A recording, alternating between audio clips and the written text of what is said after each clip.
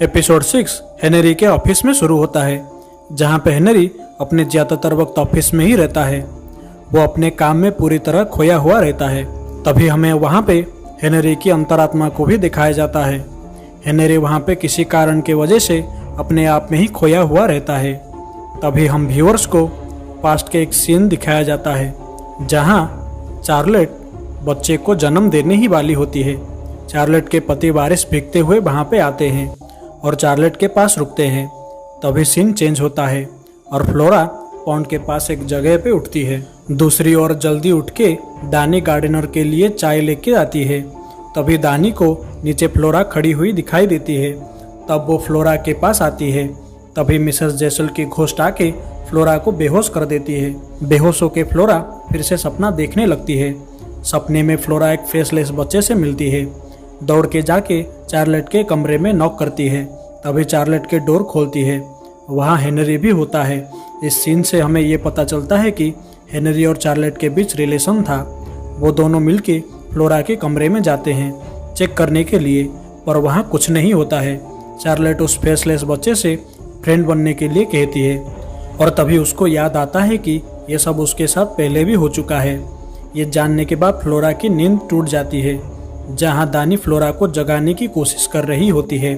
Scene फिर से change होता है, जहाँ हेनरी मैनर में कॉल करता है और कॉल फ्लोरा रिसीव करती है। बाद में ये पता चलता है कि चार्लेट के पति मैनर में आ चुके हैं।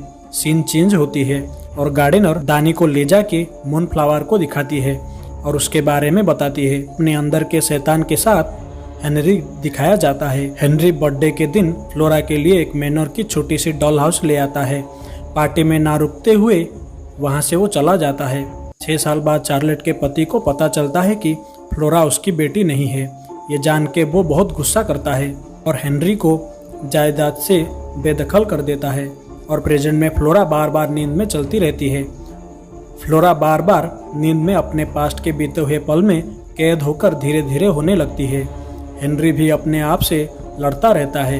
एक ऐसा सीन में हम व्यूअर्स को ये दिखाया जाता है कि इंडिया जाते वक्त फ्लोरा के माँ बाप मर गए हैं। उसके बाद हेनरी मैनर की ओर जाने लगता है। यहाँ सपने से परेशान होकर चीखने चिल्लाने लगती है। वहाँ पे मिसेस जेसल की घोस्ट आती है। दानी भी वहाँ पे आती है। मिसेस जेसल को देख के दानी डर जाती है। उसी वक्त वहाँ पे क्विंट भी आ जाता है। कमरे में माइल्स दानी को बेहोश कर देता है। 6th एपिसोड यहीं पे ख़त्म हो जाता है। एपिसोड 7 की शुरुआत में दानी बंधी हुई होती है। वहाँ पे Quint, miss Jesal, flora, miles बात कर रहे होते हैं। फ्लोरा मिस जेसल से कहती है दानी को भी बार बार स्टोरी में जीने के लिए कहती है और मिसेस जेसल इतना आसान नहीं है ये फ्लोरा को बताती है। बाद में मिसेस जेसल ने अपने बीते हुए पल में जाते हुए दिखाई जाती है। क्विंट भी फिर से बीते हुए पल में चला जाता है। क्विंट के सीन में हमें उसे अपनी माँ के साथ दिखाया जाता है।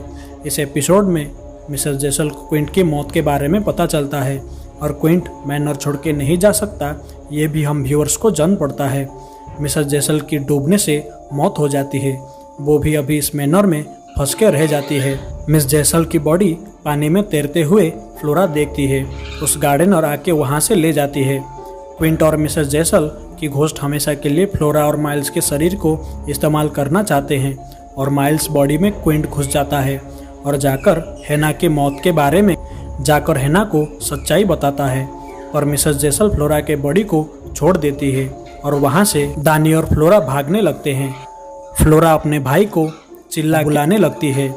तभी पौंड वाली भूतनी आके दानी के गले को पकड़ लेती है और घसीटी हुई लेने लगती है।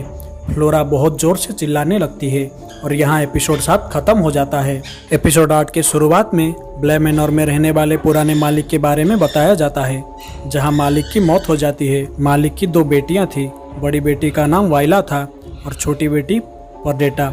मैनर को बचाने के लिए वाइला शादी कर लेती है। हमें ये पता चलता है कि कपड़ों में और सजने संवरने में वाइला बहुत पैसा खर्च करती थी। वाइला को एक बच्ची होती है। वाइला को गंभीर बीमारी हो जाती है, पर वो पादरी के सामने मरने से मना कर देती है। सारे कपड़े गहने के बॉक्स में रखकर अपने पति को संभालने के लिए दे देती है और उसकी बच्ची को बड़े होने के बाद देने के लिए कहती है। उसके बाद परडेटा वाइला को मार देती है। मरने के बाद वाइला की घोस्ट उस बॉक्स में रहने लगती है। कई साल बीतने के बाद परडेटा उस बॉक्स को खोलने लगती है, पर वाइला उसे जान से मार देती है।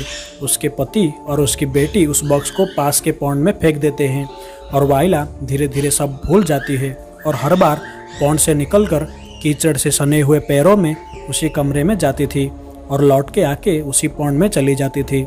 धीरे धीरे उसकी फेस गायब हो गई और उसके सामने आने वाले हर एक लोगों को उसने मारना भी शुरू कर दिया था। उसके ही कारण वहाँ जो कोई जाने या अनजाने में मरता था वो वहीं पे ही कैद होकर रह जाता था और धीरे धीरे उसका फेस भी गायब होने लगता है। यहीं पे एपिसोड 8 खत्म होता है। एपिसोड 9 की शुरुआत में फिर से हमें वही सीन दिखाया जाता है जहाँ वो घोस्ट दानी को घसीटते हुए लेके जा रही थी। फ्लोरा आके उसे रोक देती है और वाइला की भूत फ्लोरा को ले जाने लगती है।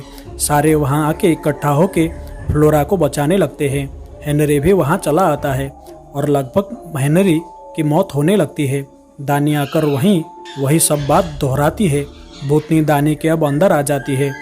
फ्लोरा हेनरी बच जाते हैं और सभी आत्माओं को मुक्ति मिल जाती है और दूसरे दिन जाके कुएं से हेना की डेड बॉडी लाके दफनाया जाता है और सब मैनर छोड़ के चले जाते हैं।